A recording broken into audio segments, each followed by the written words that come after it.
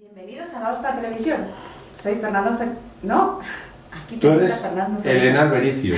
Yo soy Fernando Zorita, pero él es Ning Feng, un virtuoso del violín que nos ha acompañado la semana pasada en el último concierto de la temporada con música española y ha sido muy bien acogido tanto en los conciertos de Gijón como en Oviedo. Maestro, thank you so much, first of all, for joining us. Thank you, pleasure. Usted encantó al público tanto en Gijón como en Oviedo. ¿Cómo se sintió tocando la música española para el público español? Well,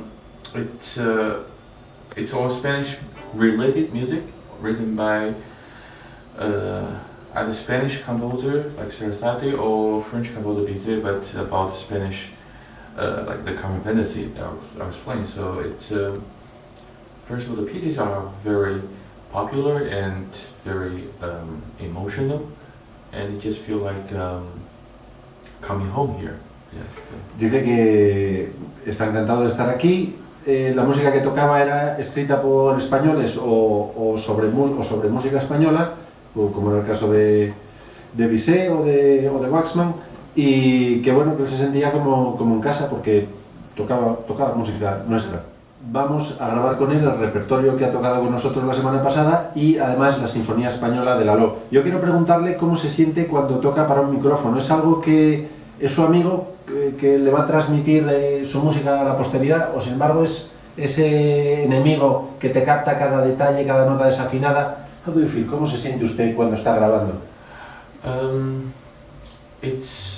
Of course it's different, and quite often in my experience it's more difficult because when you play in concerts that even though it's silent, that in the concert hall while the concert's going on, but it's different kind of silence when the hall is empty or if the hall is full of people, but then silence, nobody's talking. So there's that energy, there's the atmosphere, and that's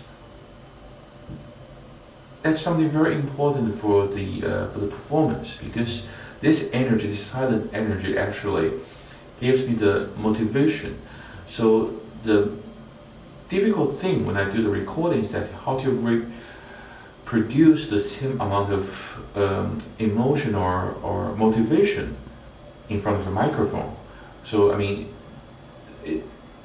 I quite often find that difficult to try to imagine that the hall is full of people, then they're actually just the microphone there. So this is actually the most challenging thing, and I've learned my lessons and my experience from recording, occasions that so this is the most challenging thing for me. Dice que para él la cosa más difícil a la hora de hacer una grabación es el encontrarse con un auditorio totalmente vacío, donde todo está en silencio, solo hay un micrófono, en contraposición como cuando él toca un concierto con el hall lleno de gente y claro, la gente está en silencio, pero él nota una atmósfera, una tensión en ese silencio que es lo que le motiva a él a la hora de tocar. Cuando no hay nadie en la sala, realmente lo que a él le cuesta es eso, encontrar esa motivación.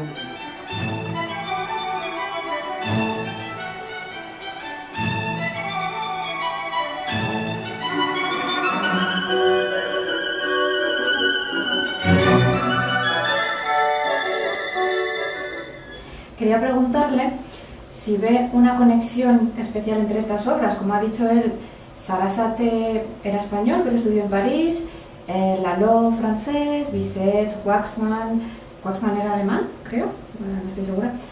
Si hay algo que las conecta. First of all, it's such an honor for me to work, to record and to perform all these Spanish pieces with the Spanish orchestra. So this is a big pleasure and honor for me. Dice que en primer lugar es un honor y un placer para él grabar con una orquesta española todo este repertorio español. And when I was younger, I heard and I learned, and now I also feel it and agree with it, that there are so many national things which are so international. I mean, music style, this is we're talking about Spanish music. It's very Spanish, but it's It's so international. I mean, like habanera dum, bum bum bum bum bum, or this rhythm bum bum bum bum bum da la la la da. Triplets plus dual. So it's so local, but in the same time so international. So this is something which is very very interesting and a big pleasure for me.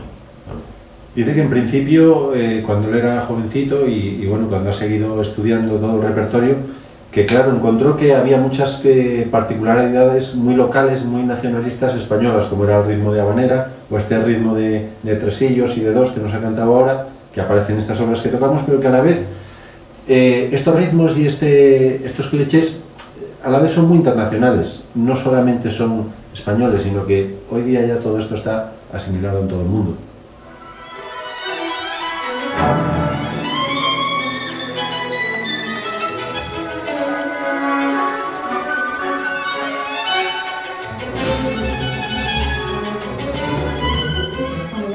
Los violinistas somos un poco frikis con los instrumentos, quería preguntarle,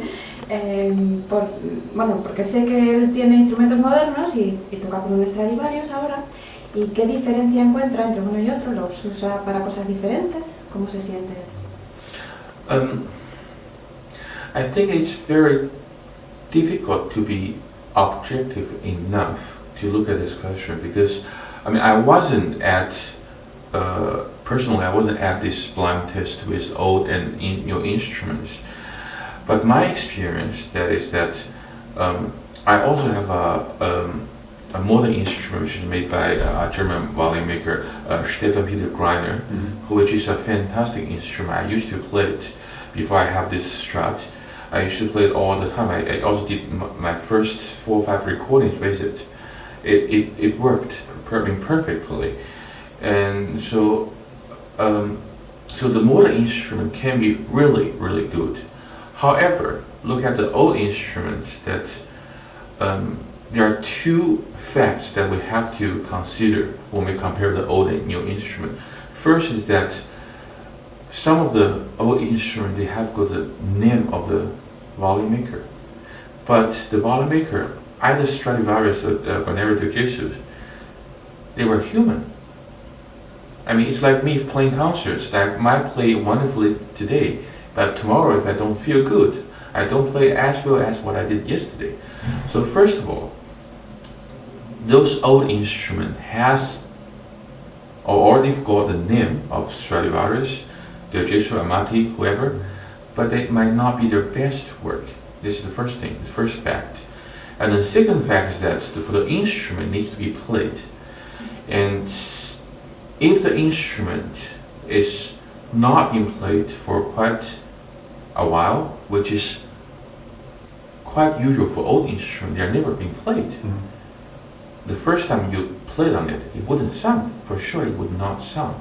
So if we are comparing the old instruments, which either are not the best instrument from those great composers, great violin makers, or they hadn't been played for 1 year, for 2 years, of course it's not going to sound as good as the new violins, which were freshly made and also the adjustment had been carefully done and been played. So, but for me, what I believe that's the old instrument, I would say the 5% of the, or even less, perhaps a little less of the old instrument, they are really the best. However, there are also some modern instruments, they would match the level of the other 95% of the old instrument. This is what I think. I mean, I know there are some, I've played some of the Guarneri's or De Jesus or Stradivarius, the best ones. Those are really like the dream sound. Perhaps, we don't know, it's always a wonder, we never know. Perhaps it's because of the age, it has to take 300 years for the violin to develop.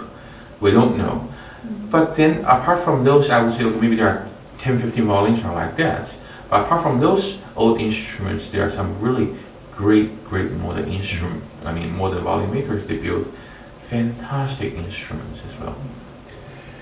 Nos cuenta que hay dos cosas muy importantes a la hora de tener en cuenta cuando se comparan instrumentos antiguos e instrumentos nuevos. Los instrumentos antiguos los hicieron personas, que, como él dice, yo ayer toqué muy bien y hoy a lo mejor no me encuentro muy allá y no voy a tocar muy bien. Los instrumentos son lo mismo. Stradivarius hizo violines fantásticos y otros que no son tanto. Y luego, el segundo aspecto es que un instrumento tiene que haber sido tocado a lo largo del tiempo constantemente. Si se deja de tocar un instrumento un año, 2 o 3 porque esté en una colección, porque esté en un museo, ese instrumento inmediatamente ya no suena, no puedes pedirle que tenga esa calidad de sonido.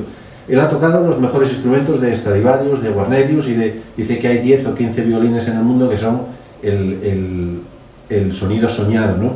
Dice, pero a la vez hay instrumentos modernos que han sido hechos recientemente, muy cuidadosamente por luthieres fantásticos que hay hoy día, que están ajustados perfectamente. Estamos grabando para la firma holandesa Channel Classics. El disco se está cocinando ahí arriba en el escenario, pero aquí abajo estamos registrándolo en la sala de control de la grabación. Maestro, unas palabras sobre cada una de las piezas que tocamos. ¿Cuáles son sus pensamientos a la hora de tocar? Starting with the Lalo Sinfonía española, this is actually a piece that I learned when I was still in high school, and this was actually the first full concerto that I played with orchestra. For the first time, that was, I don't know, 15-20 years ago. The first time I played a concert, that was actually in Germany, with one of the orchestras from Germany, and that was the first piece. So it's like a memory or remembering for me somehow, because this is really. As a student, you don't get the chance to play with orchestra that often. You know, mostly with piano, but this was the first full concerto I played with the orchestra. So it was a big thing at that time. So for me, so when I knew that I was going to have the chance to do with the Spanish orchestra the recording, I said, okay, of course, then this is Lalo is definitely the choice. So and then. Since Lalo is already it's Spanish and it's a lot of fireworks and a lot of emotions, I thought, okay, well, let's just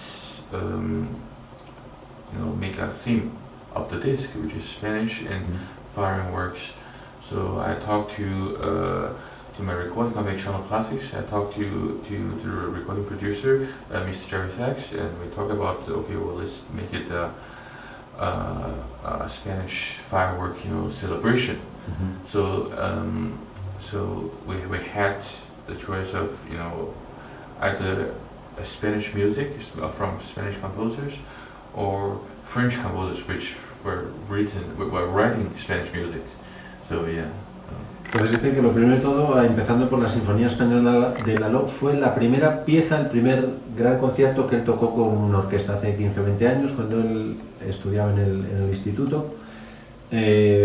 Normalmente se toca con el piano, se salen a hacer recitales con piano, pero la primera pieza que él tocó con una orquesta es esta. Entonces, el volver a tocar esto con una orquesta española, pues es como un propio recuerdo de su propia vida, ¿no? De cuando él era casi un niño, empezar a tocar esto. Cuando pensaron en un disco con la Ospa, dijo, naturalmente lo que tengo que grabar es Lalo. Y luego habló con su productor para alrededor de esto qué tipo de celebración española podían hacer. Pues muchas gracias por estar aquí con nosotros. Nos ha gustado mucho la experiencia, toca maravillosamente. Y tenemos muchas ganas de escuchar el disco. Tenemos ganas de escuchar el disco. Y de que vuelva pronto a tocar nosotros. Please come soon. Thank you. Y a ustedes les vemos la temporada que viene.